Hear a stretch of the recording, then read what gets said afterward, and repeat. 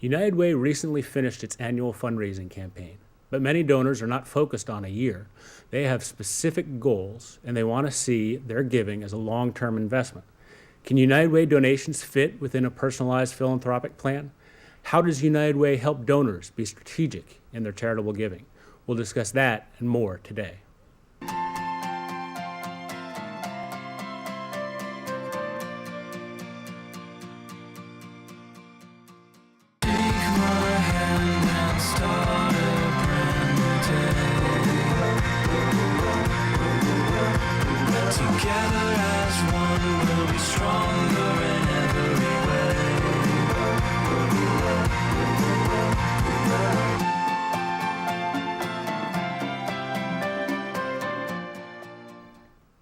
Hello, and welcome to Living United, a show about how our community can be the change for those most in need. I'm Bill Norton, United Way's Vice President of Marketing. Today I'm joined by two individuals who play a key role in United Way's strategic approach to fundraising. John Papadopulos of Wells Fargo, he's United Way's on United Way's board and campaign vice chair, and then Sherill Carrington, Director of Key Market Segments for United Way. Welcome. Thank you. Thanks for being here. We're talking big picture today. But before we get into that, I do want to hear, how did we do in last year's campaign? We'll go from there and talk longer term, but right now, how did we just do? Well, we had a wonderful year. We just concluded our fundraising. We raised $21.5 million, Nice. which was a nice growth from last year and from the previous year. In fact, I think we're up about 8% year over year. So that's very exciting. Now, the other side of that is in that same period, homelessness and other ailments for our community are up about 50% in just 3 years. So there's a lot of work to do. Wow. Yeah. So we need to grow the campaign. But today we're not just focused on the campaign. Generally speaking, when people think about United Way, it's easy. That's one of the reasons why it works. You just check off a box. But Sherill, for someone who has very clear goals, very specific passions, how does United Way work with that kind of donor? Well, we always encourage people to give where their passion is. Yeah. We want them to think about where their passion is and what United Way has to offer. United Way focuses on 3 areas of children and youth, housing and homelessness, as well as health and mental health. Okay. So as we think about the needs of the community, as John mentioned, those needs would happen for most individuals, or it's just not one need. It's multiple needs. So that's what United Way can do. So when we talk to donors, we talk about helping the individual holistically. So we've got a couple big initiatives that we're working on right now. For example, earlier this week and last month, we announced a new collective impact Correct. program with homelessness. Correct. We're also working in a big initiative in children and youth on education. So I guess you can see if you've got a specific passion, it fits into one of those areas. But then again, they're interrelated. Right. Helping one and not helping the other really doesn't get the job done. That is correct. But one of the questions we do get from time to time, John, is United Way just a pass-through? I mean, is it just taking money in, giving money back out? When you get that question, how do you answer it? Yeah, I get it a lot too, Bill. Yeah. And I answer my heavens no. United Way plays several really key functions within the process, which I think give me as a supporter, a lot of comfort. First, working with the individual agencies. First, to vet them, make sure things are on the up and up. Yep. Second, to give them advice and help them grow and really serve their community. Okay. And then finally, distributing those funds very strategically through folks who actually volunteer, not necessarily staff. So it's absolutely not a pass-through. That is one of the things we don't hear a lot about, but that really makes a difference is that volunteer engagement in the assessment and allocation process. Right. How does that work? Well, that's what's, like John just said, that's what's so unique about United Way, is that the decisions of the dollars that are allocated, again, those are dollars that are raised by donors in the community that are then brought to United Way and volunteers made up of individuals in the community. We bring those individuals together and they look at what the agencies are doing to make sure that the dollars are truly being invested wisely into the community, that those agencies are providing services to families so that they're, again, not receiving a handout, but they're receiving an opportunity to get themselves back on their feet and stay on their feet. And as I mentioned earlier, we find that individuals need not just one, not just two, not just three services, but they may need a multitude of services. And that's why each agency, as a United Way partner agency, we ask that they partner together. So if a family is in need, that you encourage them to be able to receive, if they need housing, that they receive the services in that area. But if they also need clothing, that we provide them to the agency that will help them in that area as well, and so on. Okay. And we're going through that allocations process right now, Yes. analyzing the agencies. And so there, as I understand it, there are different committees that's focused on each of our focus areas: Correct. children and youth, health and mental health, and housing and financial stability. And then it's broken down by county. So Correct. if you know housing and financial stability best in Cabarrus County, that's where that volunteer is needed and put to use. Right, and those volunteers, in essence, there are over 800 volunteers throughout the Wow. community of our 5 service areas that we mentioned, which are Anson County, Union County, Cabarrus County, Mooresville, Lake Norman area, and the Mecklenburg area, as we all know. Those individuals, the experts, come together and they look at the services that are being provided in their community that are helping those individuals, where those donor dollars are going. So we want to make sure that when individuals invest in their community, they are really investing in their community. Wonderful.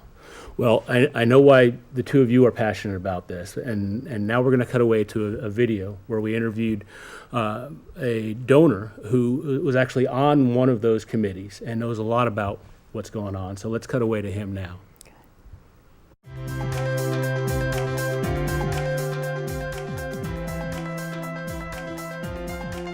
My personal passion really arose out of a lot of the conditions that I saw around me growing up. I grew up on the west side of Charlotte where I saw people in need. And I felt a need to identify with an organization and an agency that could provide assistance to those kind of causes and needs. United Way married my need to give back with those interests.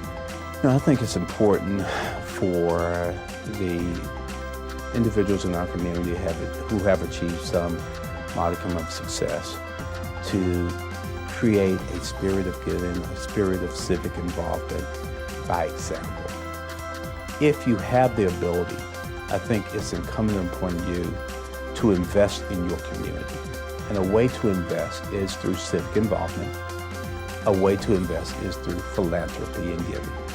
And I would hope that individuals in all the communities that are within the United Way of Central Carolinas would believe in that commitment of civic involvement and philanthropy.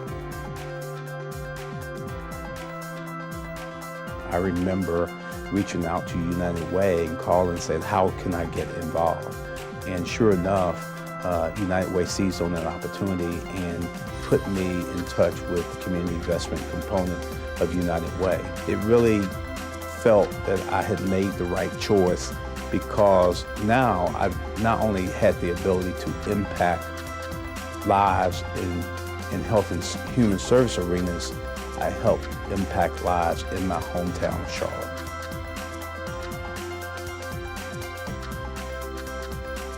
I believe and I've witnessed that United Way has studied various trends, has studied various needs, and has evaluated various program and programmatic initiatives, and have vetted out programs that are having significant impacts in a particular area of health or human services. And I trust that approach to determine where my dollars can best be spent.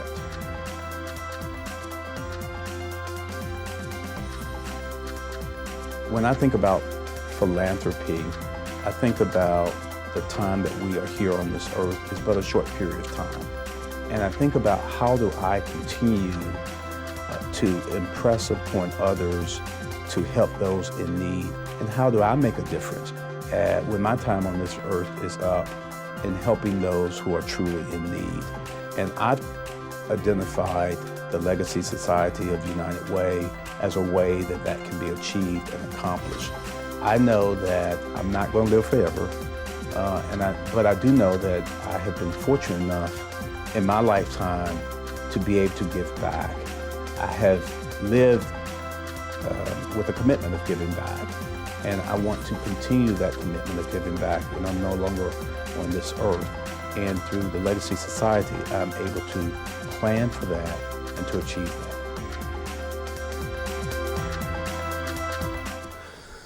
So Anthony's clearly passionate about United Way. He's Yeah. been involved for a long, long time. And where he finished there was talking about the Legacy Society. And for those who've never heard of Legacy Society, which is probably most of our audience, what is that? Well, I think if I step back as a board member, I will tell you that I feel and we feel an obligation to very short-term needs in our community, but also to the long-term needs of Charlotte and its surrounds. And the Legacy Society provides for long-term capital to be deployed in our communities for a long, long time. And in doing so is an invitation for all of us to consider legacy in our giving plans, Okay. whether they be in our wills or otherwise, but it's money invested for the long term and intended to be deployed for the long term. So from the donor's perspective, if they choose to follow up about the Legacy Society, I mean, that's not a gift you're making today. That's a long-term commitment, correct? Well, it could be a gift. You might decide to do that, but yeah, it's probably a longer term commitment. And it's something you probably want to talk to your financial advisor and or lawyer and accountant about so that you can structure it as best meets your needs. Okay, that makes a lot of sense. Sherill, the Legacy Society clearly is geared toward an older set of donor, or at least a very forward-thinking Forward thinking, set I of, would of agree donor. with that. But for younger donors who are, they want to have that kind of significant impact over time, but they don't have the financial resources to maybe get there yet. But they're still aspirational. Mm-hmm.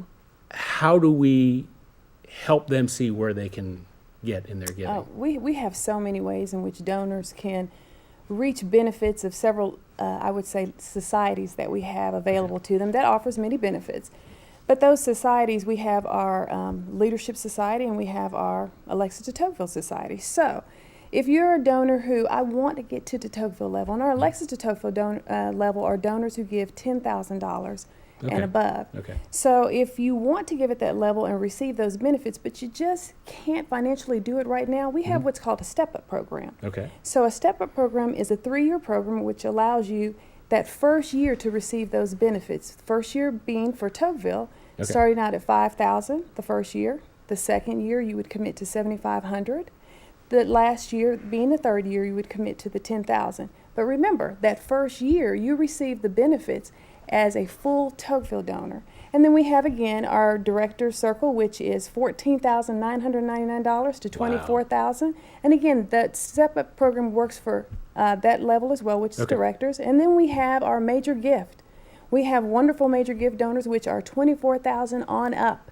There's nothing too large. And again, if you want to receive the benefits, and those benefits range from having a personalized relationship manager like myself, working with you to develop and strengthen your philanthropic goals. Okay. You also have an opportunity to attend many events that are sponsored by United Ways, an opportunity to network with other individuals that are like-minded as you are in that area of giving, as well as personalized volunteer opportunities for you, the donor, and your family, Yeah. or even a group that you'd like to pull together. Just something that, and it gives you an opportunity to work with individuals, as I mentioned before, that are like-minded Yep. for your community, in support of your community. And it's not just about the events or the recognition. I mean, there's just something that feels good about setting the bar higher Oh, yes, on what we can do for Charlotte and the Charlotte region. definitely.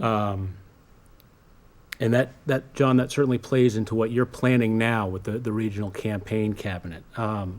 without getting too far down into the weeds of how the cabinet works, give us the big picture. What's going on? How does the cabinet work? Yeah, well, I would say, Bill, that right now we're organizing. Okay. We're getting ready because the cabinet and all its work is really 12 months of work. Yeah. What I would say, though, is right now we're in the giving mode, and we are looking at, our volunteers are looking at amounts to be given to the various agencies. Okay. So that's really where we are now. Okay. And timeline. Let's spell that out a little bit for the donors. I mean, they'll get an ask at some point, depends upon whether they're an individual donor or they're part of a corporate campaign. They might think it begins in October because that's when my human resources representative tells me what the campaign's going. But I mean, you're doing stuff right now. Absolutely. And what is that timetable? Well, for the you? timetable is roughly from the middle of summer toward the end of summer on. The campaign begins, but it really depends a lot on, as you say, your individual company or however you are used to doing it. But it will run through the beginning of 2015. Okay, and give us a little insight too on the structure of that. I mean, my understanding is there are different representatives on that cabinet who focus on what? Well, they focus on new business. Okay. They focus on individual company approaches, and they focus on the overall strategy because it's a very big deal. Okay. And Sherill, as part of our donor relations team, you're certainly behind the scenes too, arming that campaign cabinet. Definitely. How do you interact with the cabinet? How does that work from your position? From my position, I have a volunteer in the workplace. So I work with workplace campaigns as well as individual. I mentioned that Tocqueville donor earlier and beyond.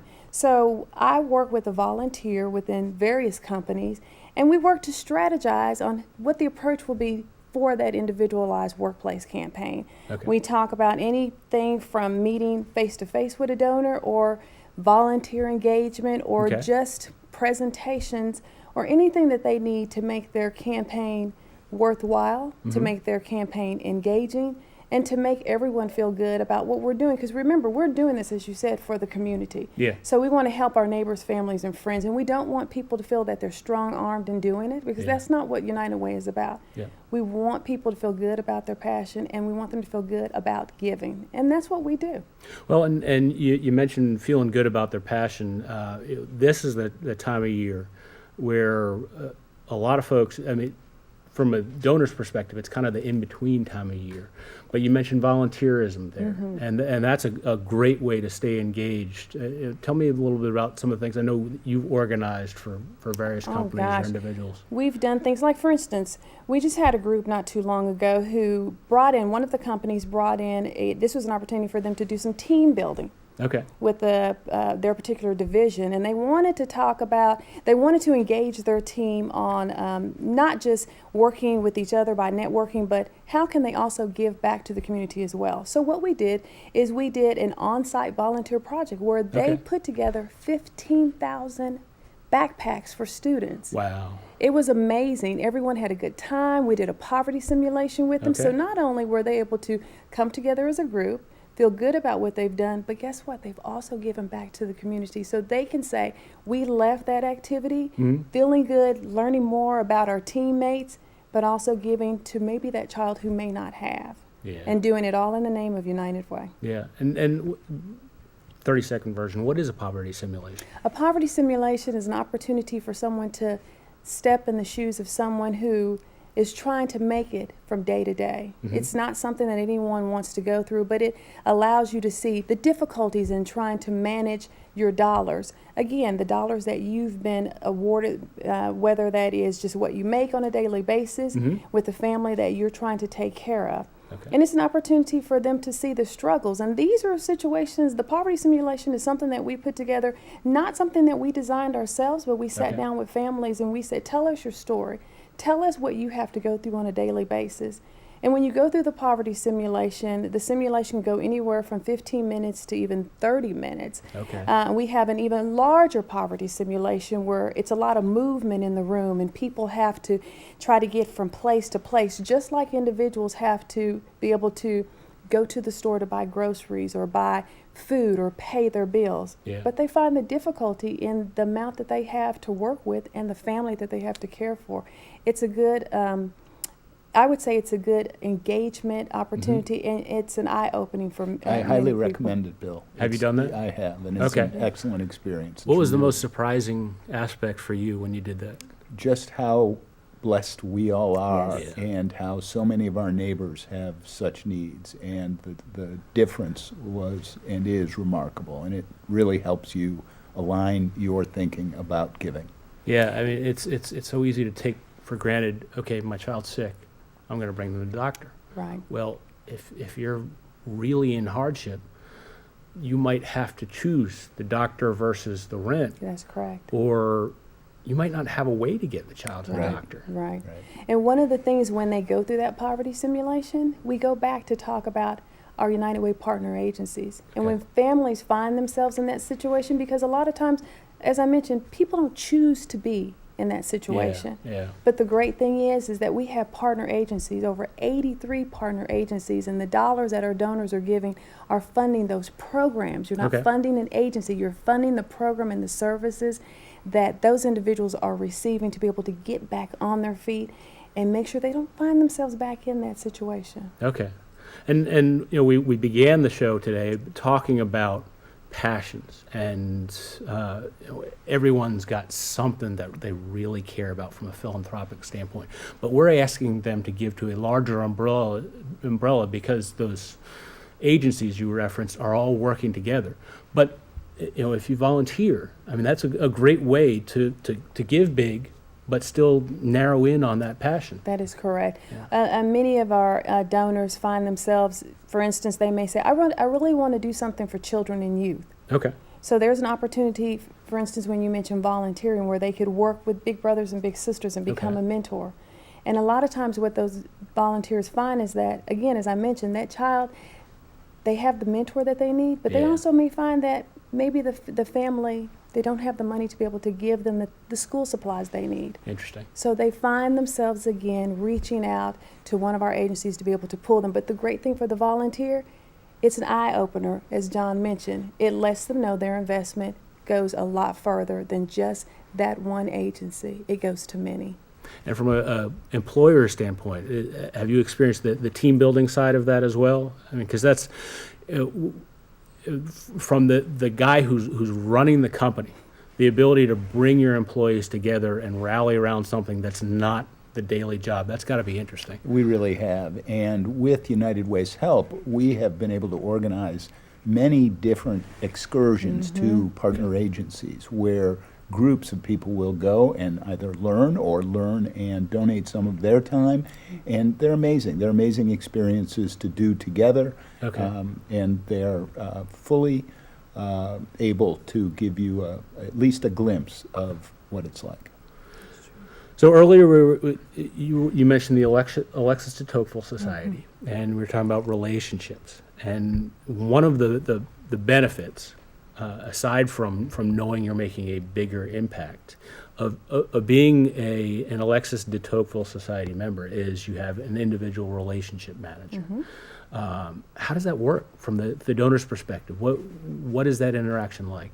It's almost like having your own personalized investor. Okay. Someone who will help you, in this case, meet your philanthropic goals. So I am a relationship manager, and I work with the donor by, again, finding out what their personal passion is and what is their passion for their family.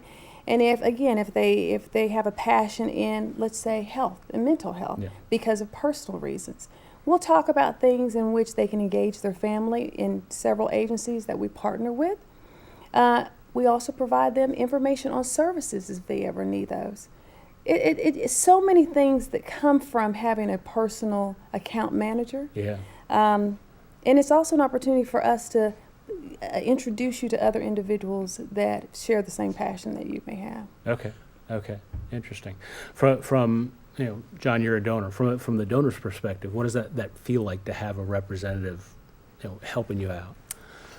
I think that the main thing I get from that is better knowledge Okay. of where I can help. either in a group sense or individually. And so it may not amount to a whole lot of conversation or time spent, but a couple of key questions answered can mean a lot and has meant a lot to me. Okay. And, Interesting. and most importantly, when they meet with their account manager, that account manager has the opportunity to constantly give them updates on the work of United Way. Again, they're Good. investing their dollars in United Way, so we want to make sure that if nothing else, you are kept abreast of what we're doing in the community, how your dollars are being invested, and what the agencies are doing and what the community is doing. Yeah, because there is a lag time in between when I've given and, Correct. okay, what's next? You know, Correct, and correct. we all know what's going on behind the scenes, Right. but to be able to update a donor, okay, this is where the money's going. Right. This is what some of the programs have achieved. Right. Here are some of the needs that this agency might have as far as volunteerism, and looking ahead to next year, what else do you want to talk about? That's got to be an interesting conversation. It always is. It's a conversation that continues to grow every year, and I think that's why I love what I do, because we have some wonderful, wonderful donors, and they're really, it's something, they have a genuine passion for this community. So they give not because they have to in most cases, they really give because they want to give. They want to help their family, friends, and neighbors. So it's wonderful, and it makes my job easy. That's great. That's really cool. So we're wrapping up now. John, one last question. Sure. You mentioned the cabinet, and you've already met. Have you set a goal, or short version? How do you go about setting that?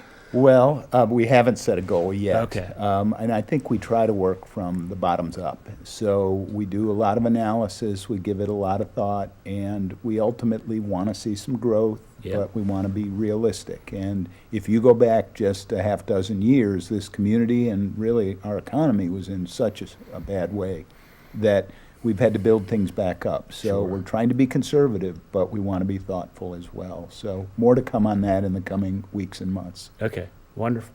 Well, John, Sherill, thank you for being my guest today, and thank you so much for all that you welcome. do to help donors make a lasting difference here in our community. To our viewing audience, if you want to help make a difference wherever you are as a donor or a volunteer, please visit the United Way website shown on your screen.